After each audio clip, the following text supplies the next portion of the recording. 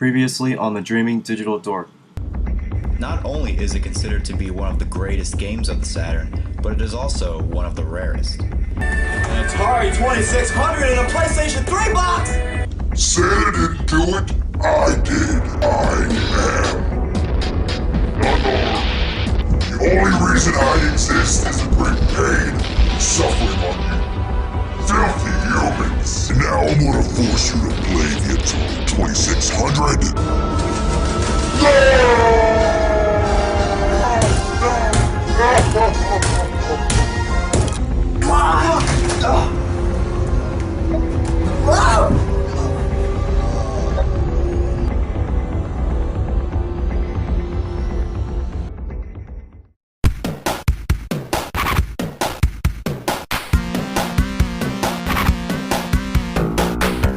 Oh, Sega, you clumsy bastard.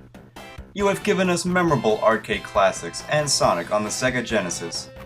Yet you gave us the Sega CD and the 32X add-on, which is a dumb idea. And not to mention their plugs are big and pointless. And why would Sega go back to cartridges on the 32X when they've already had the Sega CD, which was supposed to be their main focus in the first place? The Sega CD and the 32X are stupid! They're stupid! They're stupid! Stupid is, stupid does, sir.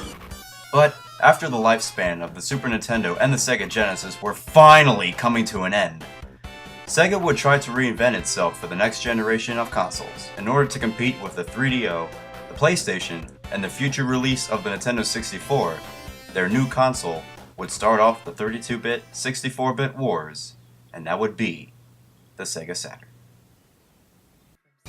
Released in 1995, the Sega Saturn would be one of the first consoles to support CDs and feature at the time realistic movie-like graphics. But even with games that can't be played on any other console, the Saturn would get screwed in the console wars by Sega for many, many reasons.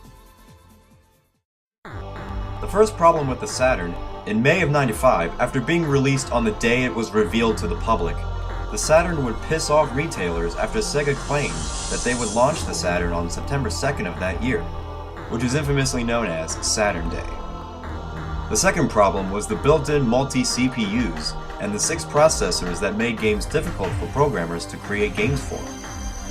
The third problem was that after the early launch of the Saturn, many third-party developers couldn't launch their planned titles in the US and either launch them in Japan or just switch to Sony's PlayStation. And after being launched at $400, when the PlayStation would be $300 and the Nintendo 64 would be $200, the Saturn would only sell 10 million consoles to date. But despite the problems that Sega had with this console, does that make it bad in terms of its games? Let's find out. First, let me just go over the console itself.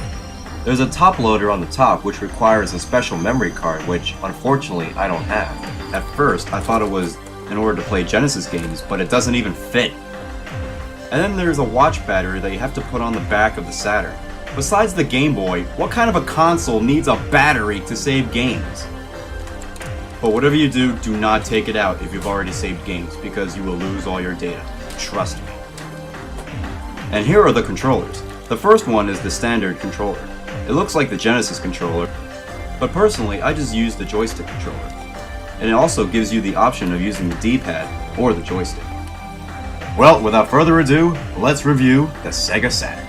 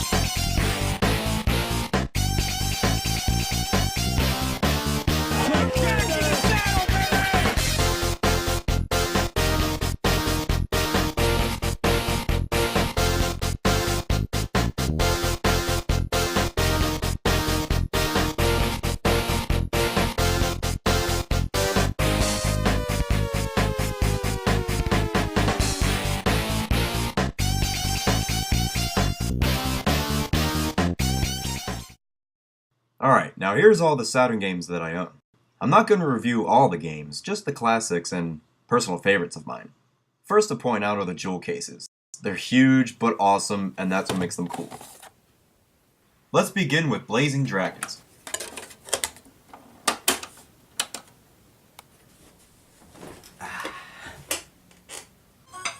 Hello, little friend. This was one of the first games that I played on the Sega Saturn. And in this game, you play as Flicka the Dragon. Pavlov, where are you going? You're setting a terrible example at the beginning of the game. Bad, Moth, bad. Who lives in a spoof world, Mighty Python, King Arthur type deal, and you're on a point-and-clicking adventure to become a knight in order to compete in a tournament to win the hand of Princess Flame. We must do something, Flicka. I refuse to marry one of these flaming idiots. Throughout the game, you have to collect items in order to progress in the game, along with a couple mini-games. The game also has a great voice cast. I think a couple of these voices you might recognize. Let's say from Nickelodeon and Cartoon Network. What a nice fur coat, what a nice fur coat, and I'll say, I'm not wearing a fur coat! I am covered with rats! You and your lousy song. Everything I feel is so true. Hey, you have a song?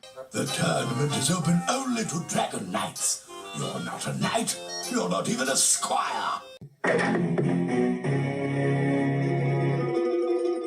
No one break up my act. I am not about to stand here and be given away as a prize in a contest. And it wouldn't be a wormy pie if we didn't have lots of juicy wormies. The game isn't long or challenging at all, and it takes you less than 2 hours to beat the game if you know what you're doing. Maybe next time I'll review this game as a whole, but overall, mostly it's just a good game with some good laughs.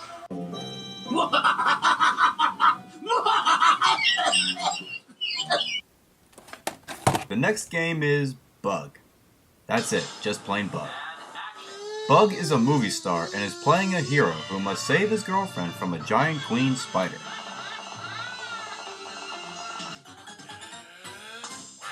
The gameplay is kind of like a slower version of Mario and Sonic put together. You stomp on bugs, you collect blue coins and other goodies. Same old, same old. Speaking of Sonic, there's a crossover level between him and the bug when they race each other. And by judging the speed of the bug himself, he would get his ass kicked by Sonic any day. There are a few cool things about this game, like when the bug climbs a 3D wall, which is pretty cool I guess at the time. And there are a few funny voices. Bug juice! The most frustrating thing about this game are the levels. They are long and slow. The enemy bugs are a pain in the ass. I haven't beaten this game yet, but from past experiences, Bug is simply okay, but can be a hard pain in the ass. Bug juice, bug juice, bug juice, bug juice. Okay, the next game is Clockwork Knight. No, not Clockwork Orange. Well anyway, Clockwork Knight is based on toys coming to life. Doesn't that sound familiar? You are a toy!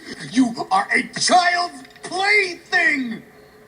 But instead of the toys coming to life by themselves, they have to be woken up by Chelsea, who disappears mysteriously, and without her, the toys can never wake up.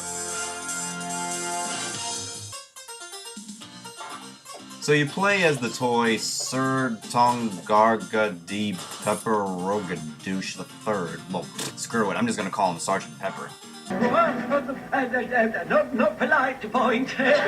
And you must fight your way through evil, demonic toys in order to bring Chelsea back.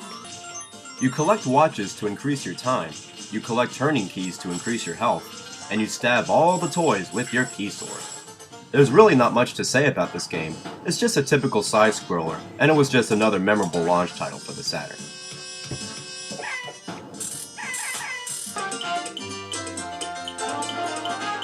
You are a sad, strange little man, and you have my pity. Farewell.